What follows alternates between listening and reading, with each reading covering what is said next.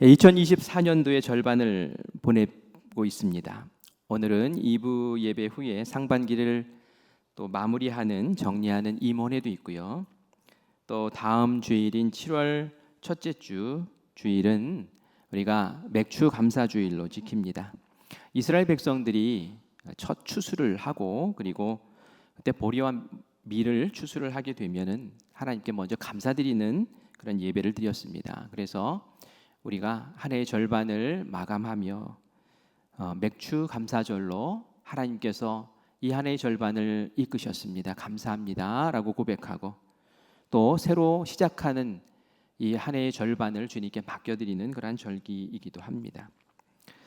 우리가 큰빛 자녀여 일어나 빛을 발하라 라는 비전으로 올 한 해를 열심히 달려가고 있습니다. 특별히 백가정 전도를 하는 귀한 교회 되게 하셔서 하나님의 마음을 시원하게 해드리고 하나님의 소원을 이루어드리기를 원합니다 라고 선언하고 지금 한 해의 절반을 달려오고 있습니다. 우리가 보낸 상반기는 빛을 발하기 위해서 먼저 우리가 빛을 받아야죠. 빛을 담는 데 좀 집중했어요. 등대가 있으면 뭐합니까? 등대 안에 불이 밝혀져 있어야 되죠. 그래야지 어둠을 비출 수 있지 않겠습니까? 그래서 먼저는 내 안에 빛이 되신 예수님, 내 안에 빛이 되신 하나님, 내 안에 빛이 되신 그 성령님을 그 은혜를 품자라는 마음으로 예배 잘 드리고 또 제자 훈련하고 또 기도하고 아버지 학교 하고 속회 신방하고 부흥성회 하면서 내 속에 하나님의 부흥의 열정이 일어서기를 그렇게 간구하며 6개월을 보냈습니다. 이제는 우리에게 주신 빛을 발하는 시점에 도달했습니다. 이제 복음으로 영혼 구원하고 사랑의 섬김으로 사람 살리는 그 발걸음을 이제 본격적으로 펼쳐 나가야 될 때가 되었단 말이죠.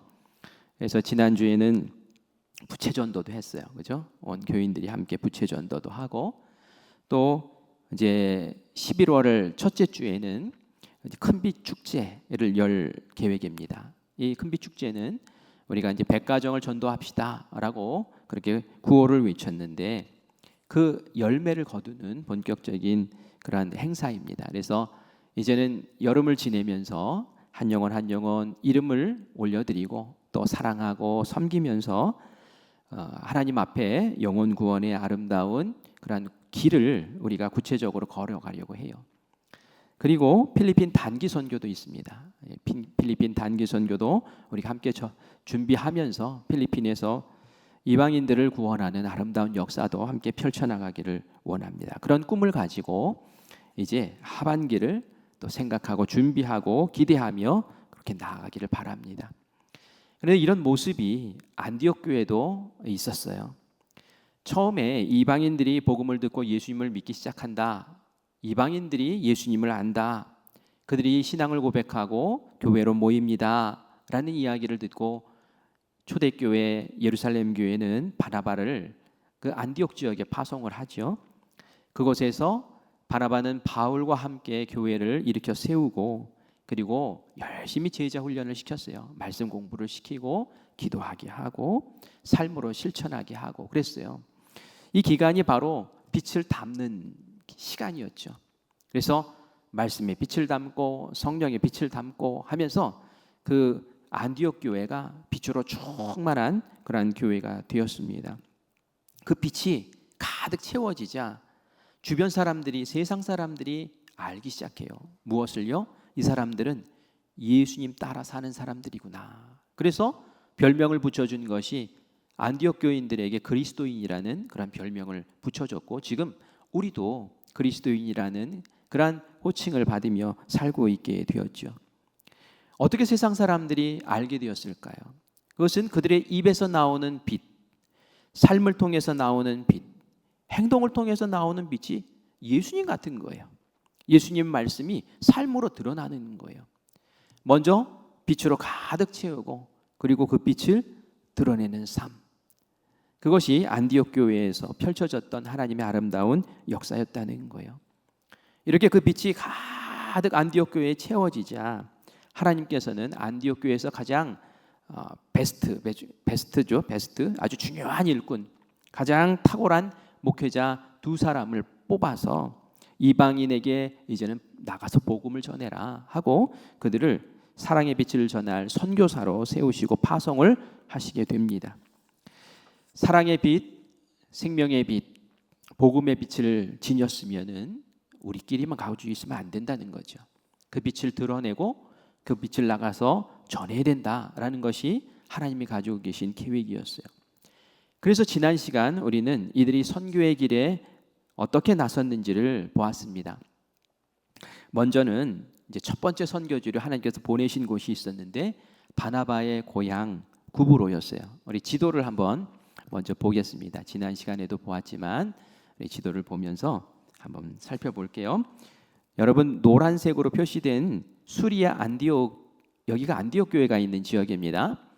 그런데 왜 안디옥 앞에 수리아라고 붙였냐면은 그 당시에 안디옥이라는 그 지명이 많이 있었어요. 한 16개 정도가 있었어요. 왜 이렇게 안디옥이라는 이름이 많았냐면은 안디오코스라는 그 황제가 있었는데 그 황제에게 이 도시를 바칩니다 하면서 이렇게 도시들을 많이 건설을 했거든요. 그래서 이 안디옥이라는 이름이 많이 있었는데 그 안디옥이 서로 헷갈리면 안 되니까 수리아 지역에 있는 안디옥은 수리아 안디옥, 또 저 위쪽에 보면 비시디아 안디옥이라고 있죠. 비시디아에 있는 안디옥은 또 비시디아 안디옥, 이렇게 이름을 붙여 주었다는 얘기죠.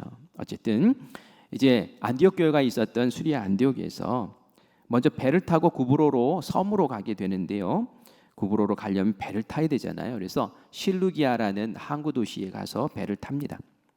그래서 구브로 섬으로, 지중해에 있는 구브로 섬으로 가게 되는데 이 구브로 섬은 우리가 잘 알고 있는 바나바의 고향이에요. 그래서 먼저 이 바나바의 고향 땅에 가죠. 그래서 이 구브로 섬의 동편에 있는 살라미라는 도시에 배에서 내리고 그리고 이 섬을 관통해서 걸어서 쭉 전도하면서 어디까지 가느냐면 바보라는 곳까지 가게 됩니다. 그래서 이 바보에서 총독을 만나죠. 로마에서 파송한 총독 서기오 바울 만나서 그곳에서 복음을 전하고 이 총독이 예수님을 믿는 일이 벌어져요. 그래서 이 선교에서 귀한 열매를 맺고 성공을 합니다. 이 바나바와 바울은 선교사잖아요. 그래서 이곳에서 더 오래 있지는 못했어요. 그래서 다른 선교지로 또 이동하자 해서 이동한 곳이 이제 바보에서 배를 타고 위로 쭉 올라가죠. 그래서 어디로 갑니까? 버가라는 곳으로 가죠.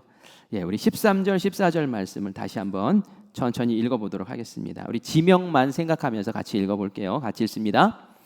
바울과 및 동행하는 사람들이 바보에서 배 타고 밤빌리아에 있는 버가에 이르니 요한은 그들에게서 떠나 예루살렘으로 돌아가고 그들은 버가에서 더 나아가 비시디아 안디옥에 이르러 안식일에 회당에 들어가 앉으니라.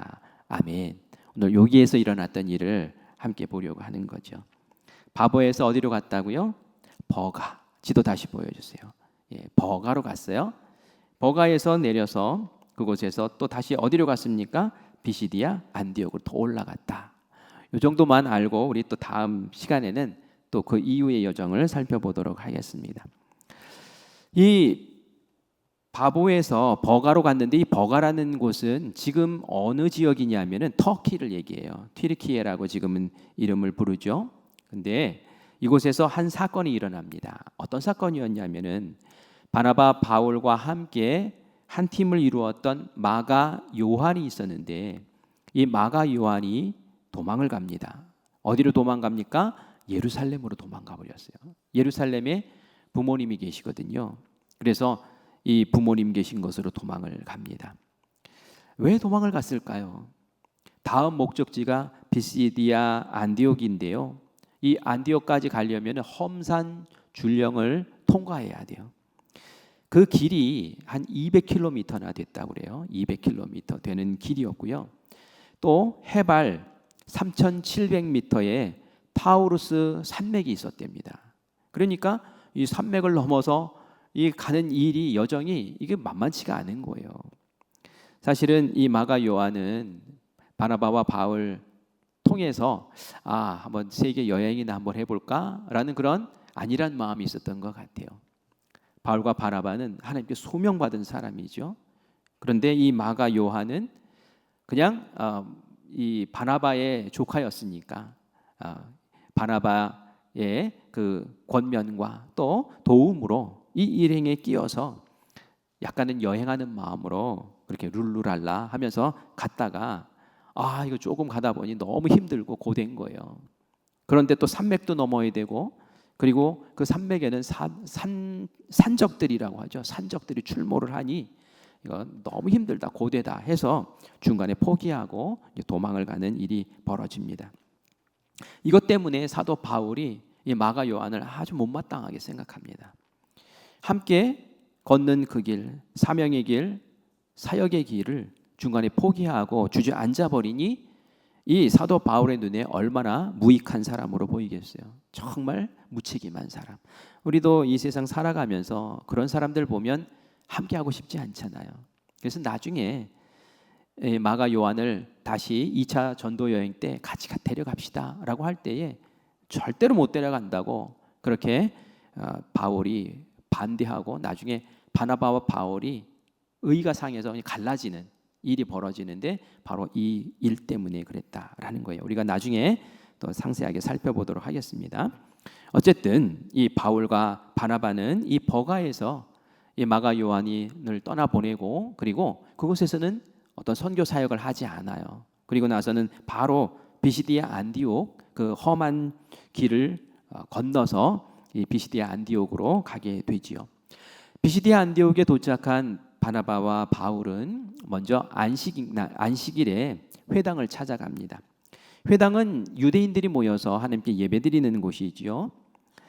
오래전에 이 비시디아 안디옥에 강제로 이주해서 온 유대인들이 살고 있었어요. 근데 그 인원이 꽤나 많았어요. 그래서 유대인 초원이 구성되어 있었고 그 유대인들이 회당에서 그렇게 예배를 드리고 있었다라는 얘기입니다. 이 바나바와 바울은 선교 여행을 하면서 유대인들이 있는 곳에 가면은 꼭 회당을 찾아갔어요. 왜냐하면 회당은 유대인들이 모여서 예배드리는 곳이기도 했고, 그리고 누구보다 유대인들에게 먼저 복음을 전해야지 하는 그러한 뜨거운 마음이 있었기 때문에 그렇습니다. 이곳에는 유대인도 있었고요, 또 유대 종교를 가지고 싶어서 기웃거리는 그러한 헬라 사람들도 많이 있었어요. 이방인들도 같이 회당을 찾아왔었어요. 이 사람들은 이미 하나님을 알아요. 그리고 구약 성경도 알아요. 이 사람들은 구원을 갈망하는 사람들이에요. 내가 하나님 주신 이 말씀 잘 지켜서 구원받아야지, 천국 가야지 하는 그런 마음들이 뜨겁게 있었던 사람들이에요. 그런데 바울이 이들을 보니까 이들에게 먼저 구원을 갈망하는 이들에게 예수님을 먼저 소개를 해주면 좋겠다라는 그런 마음이 늘 있었기 때문에, 그래서 이 회당을 먼저 방문했던 거예요. 사도 바울이 그곳에서 첫 번째 설교를 합니다. 설교자로서 바울이 어떤 주제로 설교를 했을까요? 이전에 사도행전에 보면 베드로도 설교하고요, 스데반 집사님도 설교하고요, 그 설교문이 다 있어요. 그런데 오늘 우리가 읽은 이 본문 말씀이 있는 이 장에 보면은 이 바울의 설교가 이제 처음 등장을 하게 되는 것을 봅니다. 쭉 읽어 보니까 이 바울의 설교의 핵심은 예수님이었어요. 예수님, 처음부터 끝까지 예수님이었어요. 구약 역사를 얘기하면서, 요약하면서 예언의 말씀 속에 앞으로 오실 예수님이 담겨 있다라고 그렇게 이야기를 합니다. 예수님을 준비하는 예언의 말씀들이 바로 구약 말씀이다라는 거예요. 그리고 구약에 예견되어 있었던 대로 정말 예수님이 오셨고, 예수님이 십자가를 지셨고, 그리고 예수님이 죽으셨지만 썩지 않을 몸을 입고 부활하셨다라는 그런 말씀을 전합니다. 그러면서 예수님의 그 십자가의 능력이 무엇인가 라는 것에 대해서 집중적으로 말씀하죠. 그것이 바로 이 바울이 전한 메시지의 핵심입니다. 조금 더 살펴보면 이렇습니다. 구약을 먼저 얘기를 해요. 이스라엘 백성들을 애굽에서 종살이 하던 중에 하나님이 출애굽하게 하셔요. 그리고 광야에서 40년 동안 이들을 훈련시키십니다. 때로 이스라엘 백성들은 하나님을 거역하기도 하고 반항하기도 하죠. 그러나 하나님께서는 이들은 결국 약속의 땅 가나안으로 인도해 들이십니다. 그래서 하나님의 나라 이스라엘을 그 땅 가운데 세우시죠. 그리고 아주 탁월한 왕을 세우셨는데 그 왕은 바로 다윗 왕이었어요. 다윗 왕으로 통치하게 하십니다. 그리고 나서는 바로 이 설교 내용 가운데 이 다윗 왕의 후손 가운데 예수님이 이 땅 가운데 오실 것이다 라고 예언했다라는 것이죠. 다윗의 자손으로 하나님께서 그리스도를 보내주실 것이다 라는 그런 말씀이 있었다는 것을 이야기합니다. 우리 23절 말씀을 같이 읽겠습니다. 하나님이 약속하신 대로 이 사람의 후손에서 이스라엘을 위하여 구주를 세우셨으니 곧 예수라 라고 말씀하세요. 구약의 말씀, 이스라엘 백성들을 준비시키시고 이스라엘 백성들을 이끄시고 다윗 왕을 세우신 그 모든 것이 사실은 예수님을 이 땅 가운데 구세주로 보내주시기 위한 하나님의 준비였고 하나님의 역사였다라는 것을 말하고 있는 거예요. 그것을 설교의 초반부에 이야기합니다. 우리가 인간의 역사를 이야기할 때에 BC, Before Christ, AD, 안노 도미니, 이 안노 도미니는 라틴어예요. 영어가 아닙니다. 안노 도미니라고 얘기를 합니다. 예수님이 오시기 전 Before Christ와 그리고 안노 도미니가 주의 해라는 뜻이에요. 주님이 오신 그때부터 그 역사에 어떤 분기점이 있다라는 얘기를 하는 거죠. 예수님이 이 세상 가운데 개입하시고 간섭하신 그것으로 말미암아 인류의 역사가 크게 구분된다라는 그런 이야기를 하고 계신 거예요. 어떤 세 가족이 같이 이야기를 하다가 그런 얘기를 하더라고요. 지금 얘기했던 이 비포, AD 이런 이야기를 하면서 예수님이 땅에 오셔서 십자가 지신 그 순간이 바로 AD가 시작되는 시점 아닙니까? 라고 얘기를 하더라고요. 물론 십자가의 구속, 그 사건, 인류를 구원한 사건 너무 중요하죠. 근데 우리가 교회력을 보면은 무엇부터 시작하죠? 성탄부터 시작해요. 그죠? 성탄, 예수님이 죽으심, 예수님의 부활로 이렇게 쭉 이어지고 예수님 승천까지 그렇게 쭉 이어지지 않습니까? 예수님이 이 땅에 오신 것, 다윗의 후손으로 인류의 역사에 개입하신 그것을 통해서 우리 인류 역사가 달라진다는 것이죠. 예수님은 이렇게 오시도록 마지막으로 또 준비한 사람이 있었는데 그 사람이 바로 세례 요한이다라고 바울은 이야기합니다. 마지막 선지자로서 예수님의 오시는 그 길을 준비했죠. 회개해라, 마음을 준비해라. 그래서 구세주로 오시는 그 예수님을 영접해라. 그래서 너희들이 구원을 받아라 라고 이 세례 요한이 말씀했다라고 이 바울은 설교하고 있어요. 예수님이 이 땅 가운데 구원의 말씀으로 오셨는데 예수님을 예언한 구약의 말씀으로 행하셨는데 그래서 예수님이 정말 그리스도이심을 보여주셨는데 그것을 29절에 이렇게 이야기합니다. 우리 29절과 39절 같이 읽습니다. 성경에 그를 가리켜 기록한 말씀을 다 응하게 한 것이라. 후에 나무에서 내려다가 무덤에 두었으나 하나님이 죽은 자 가운데서 그를 살리신지라. 아멘.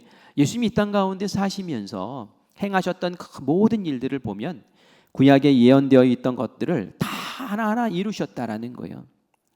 우리가 그런 얘기할 수 있잖아요. 지금도 이 세상에 내가 예수다, 내가 구원자다, 내가 하나님이 보낸 아들이다 라고 외치는 정신 나간 사람들이 수백 명이라고 해요. 수백 명이 그렇게 얘기를 한다고 그래요. 그 사람들과 예수님이 뭐가 다른 거죠? 예수님도 그 당시에 내가 그리스도다, 하나님의 아들이다 라고 했을 때 미친놈이다 라고 할 수도 있는 거잖아요. 그런데 왜 그 당시에 오신 예수님은 우리가 구세주다 라고 말할 수 있을까요? 그것은 구약에 예언된 예수님에 대한, 그리스도에 대한 예언들이 예수님의 삶을 통해서 하나하나 다 성취되었기 때문에, 구약에서 예언하신 그분이 그렇게 온전히 사셨기 때문에, 그래서 우리가 이분이 정말 하나님이 보내신 예수님이구나 라고 이렇게 말할 수 있는 거죠.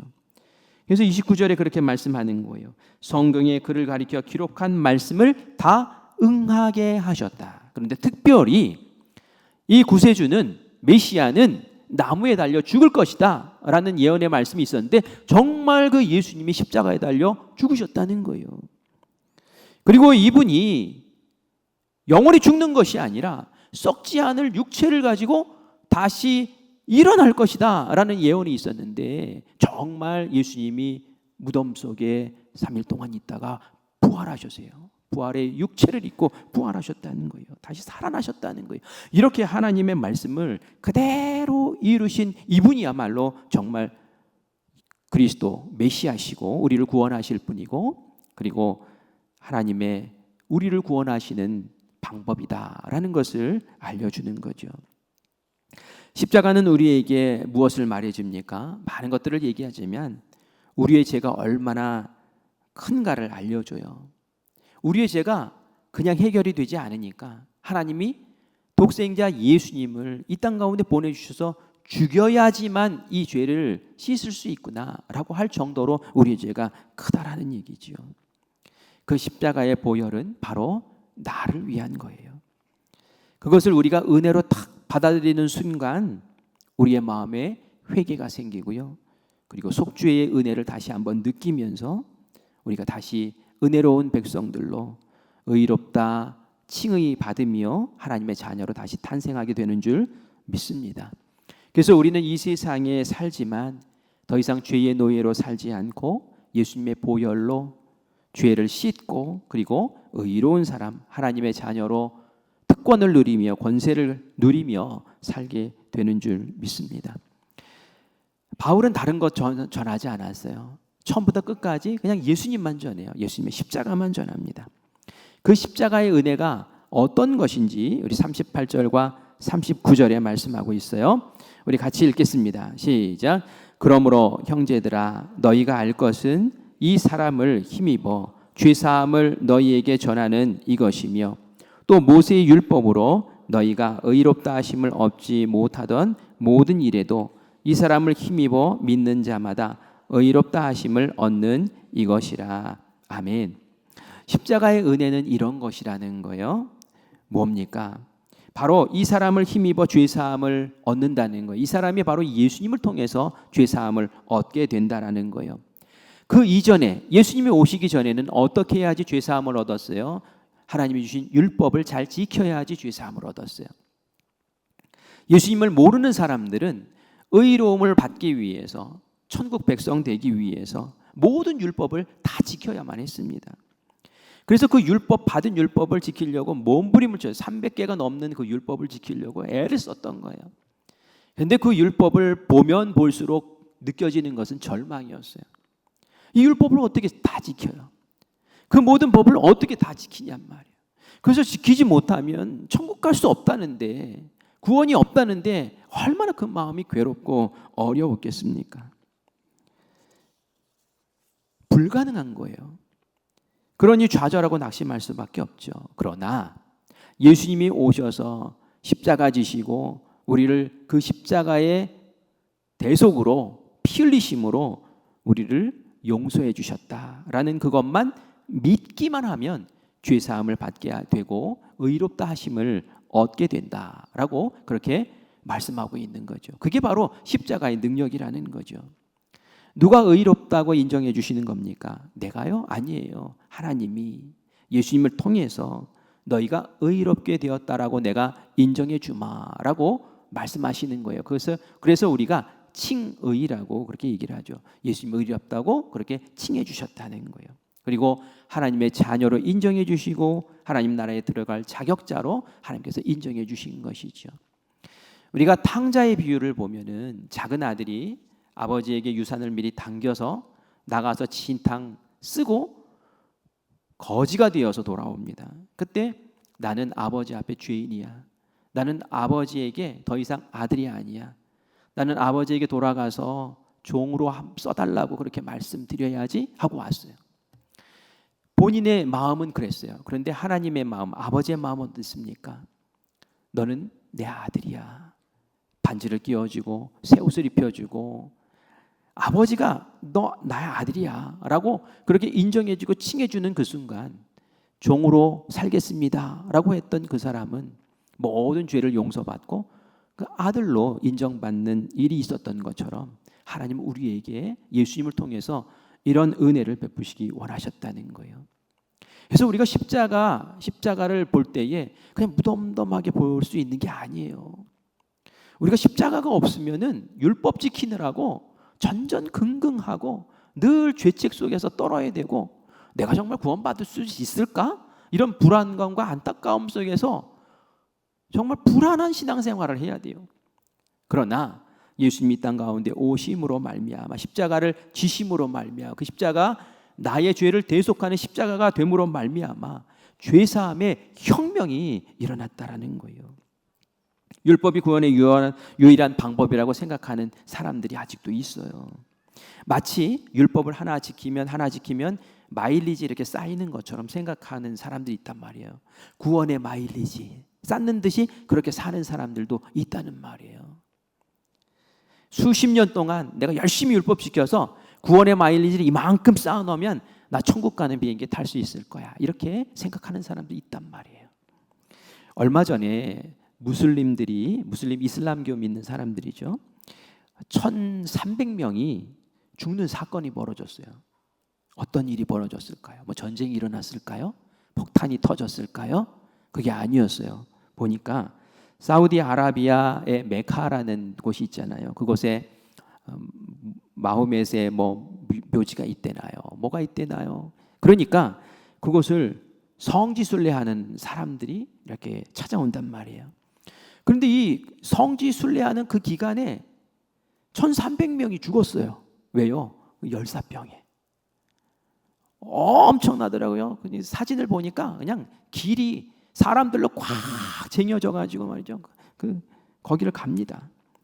근데 하필이면 요즘 이상기후 폭염이 막 50도씩 막 올라가니까 거기서 인파에 밀려서 열사병에 그냥 막 쓰러져서 거기 죽은 사람이 1,300명이나 되었다는 거예요. 이들이 왜 이런 일을 하는 거죠? 이 무슬림들은 종교적인 의무가 있다라고 생각을 해요. 내가 구원받기 위해서는 꼭 행해야 될 5가지 의무가 있다. 이것 하지 않으면 나 구원 못 받아. 이런 게 있단 말이에요. 신앙 고백, 기도, 자선, 금식. 그리고 또 한 가지가 성지순례예요. 내가 죽기 전에 꼭 한 번은 그 메카에 가야 된단 말이에요. 그곳에서 예배를 드려야 된단 말이에요. 그런데 고령자 또 만성 질환자 이런 사람들도 평생에 한 번은 가야 되니까 그 아픈 몸으로 갔다가 그렇게 나가 떨어지는 거예요. 이게 뭡니까? 내가 뭔가를 해야지 구원받을 수 있어. 내가 구원의 마일리지를 쌓아서 잔뜩 해놔야지 천국 가는 비행기 탈 수 있어 라고 그렇게 생각하고 그렇게 몸부림치면서 살아가고 있는 거예요. 근데 하나님이 예수님을 보내주셨어요. 그 예수님의 십자가 구속은 이것과 너무 차원이 다른 거예요. 예수님의 십자가 구원은 마치 이런 거예요. 너희들 마일리지 쌓아서 그 티켓 구하려고 하지 마. 그렇게 하지 않아도 돼. 네가 십자가에 달린 나의 그 사랑, 나의 대속의 그 은혜를 너희가 믿고 회개하고 나를 영접한다면 나는 지금 이 순간 너에게 그냥 비행기 티켓 1등석 그냥 선물로 줄게 라는 것과 똑같은 거예요. 마일리지 쌓아서 비즈니스 타고 어떻게 가보려고 하는 것과 차원이 다르다는 얘기예요.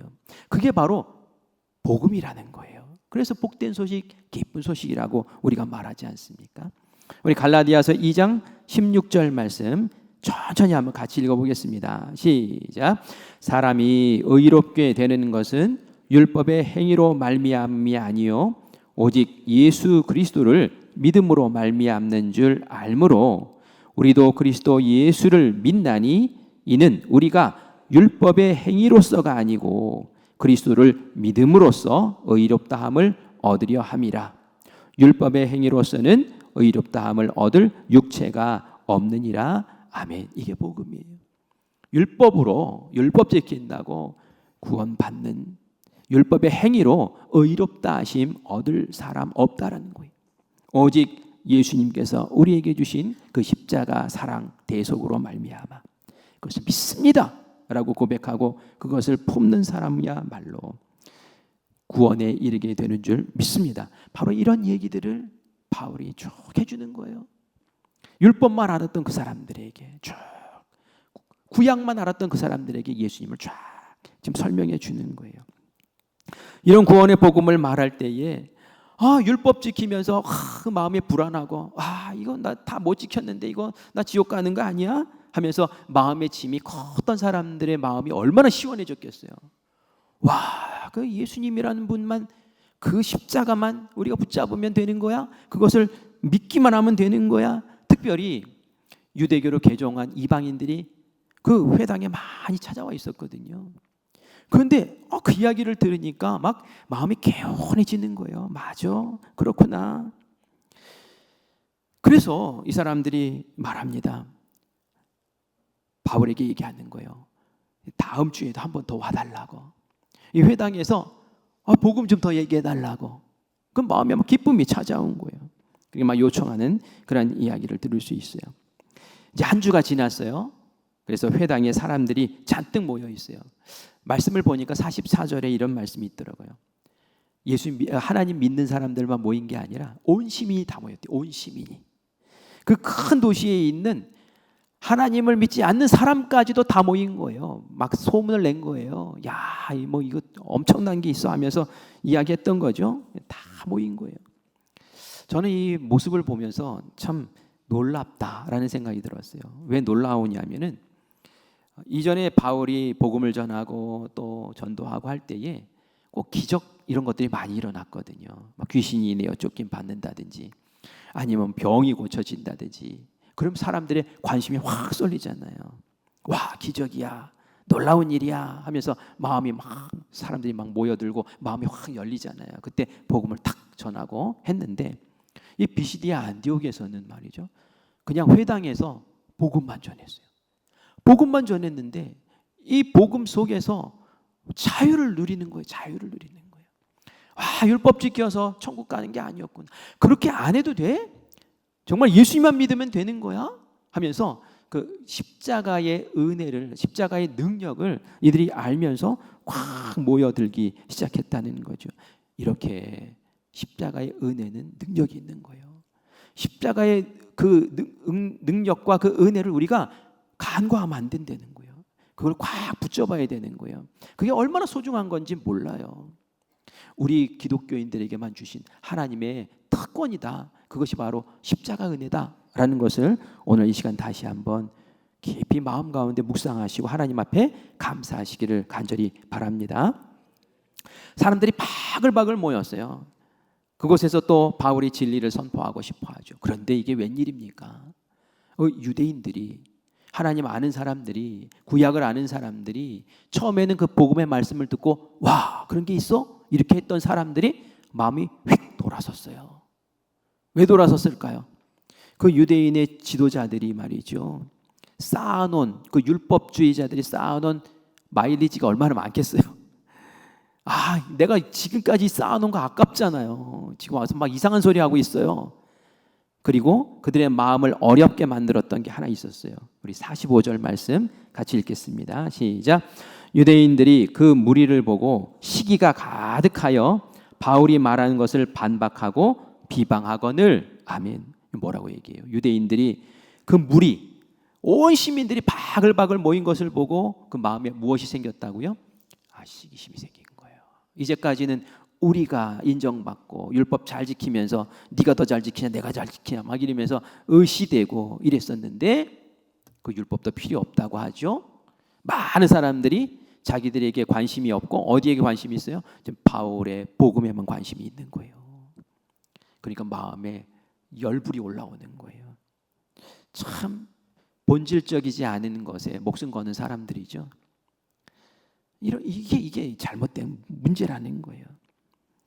복음을 받아야 되는데 이 시기심 때문에 복음을 거부해요. 그래서 바울이 전했던 복음에 대해서 비난하고 비판하고 평가하고 막 이러면서 딴지를 걸기 시작합니다. 그리고서는 지역에 있는 유력자들에게